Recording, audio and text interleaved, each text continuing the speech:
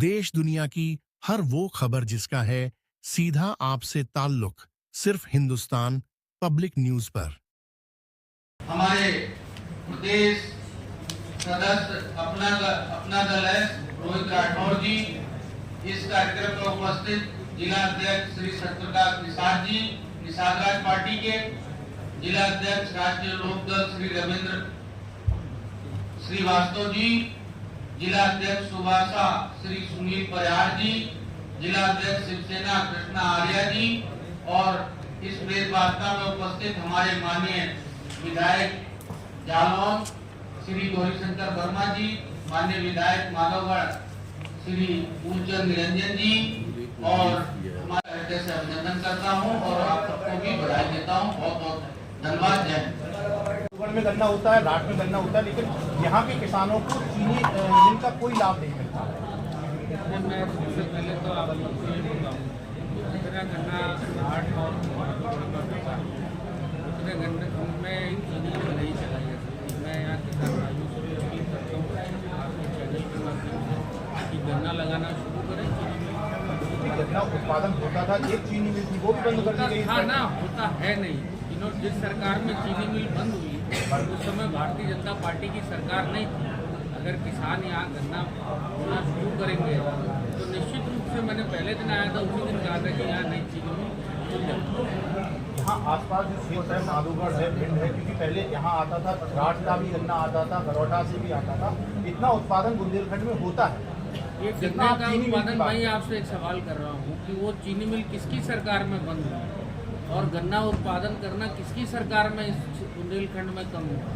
ये सवाल तो उन लोगों से पूछिए। हम तो कहते हैं आज भी अपने अन्नदाता किसानों को गन्ना पैदा करिए, अपनी फसल है, चीनी मिल लगवाने का काम हमारी सरकार है। मंत्री जी, वर्तमान में तो भाजपा सरकार है, आपकी सरकार है, 4 साल बिना गन्ने के चीनी मिल नहीं चल सकती। गन्ना और चीनी मिल एक दूसरे के पूरक है।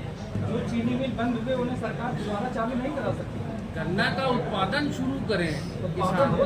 नहीं, गन्ने का मुझे पता है गन्ने का कितना उत्पादन हो रहा है। जितना गन्ना का उत्पादन हो रहा है उतने उत्पादन के लिए चीनी मिल के लिए पर्याप्त गन्ना नहीं है। चीनी मिल के लिए कम से कम 50,000 कुंटल गन्ना पर डे चाहिए। अगर 5,000 TCDGM फैक्ट्री लगाते हैं और 6 महीने फैक्ट्री अगर चलती है तो ज़रा अनुमान लगा लीजिए कि कितना गन्ना चाहिए। उतना गन्ना अगर यहाँ के किसान पैदा करेंगे तो निश्चित रूप से यहाँ चीनी मिलेगी। अभी आपने कहा है कि 12 साल में 90 एयरपोर्ट खुल गए, यूपी में 7 एयरपोर्ट, लेकिन 6 एयरपोर्ट पे उड़ानें बंद हो गई। तो इन एयरपोर्ट पे जो खर्चा आ रहा है उस पर सरकार क्या कर रही है, क्योंकि उड़ानें नहीं चल रही? कौन से एयरपोर्ट बंद हुए हैं? कुशीनगर है, चित्रकूट है, मैं बता रहा हूँ।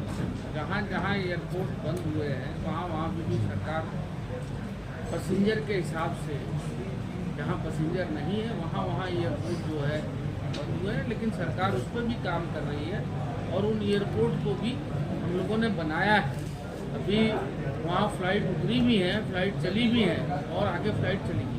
लेकिन आप ये कह रहे हैं कि हमने बनाया है, तो क्या रेवेन्यू जो पैसा है उसको बर्बाद करने के लिए, क्योंकि जब पैसेंजर नहीं आ रहे हैं तो ऐसे जगह एयरपोर्ट बनाने का क्या बनती है? मैं बता रहा हूँ, जब कोई चीज़ बनती है तो फिर धीरे धीरे हम लोग की आदत में हो जाता है कि हम लोग हवाई यात्रा करें।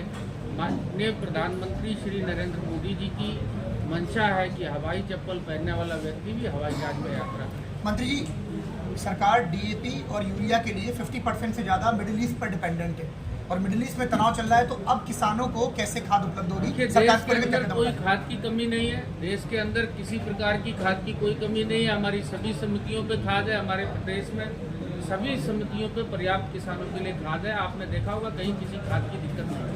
अभी एक ही शर्मा मंत्री जी का लेटर जारी हुआ जिसको गोयल साहब को इल्जाम लगाया कि जाति लोग उसको देके वहाँ पे अपॉइंटमेंट हुई।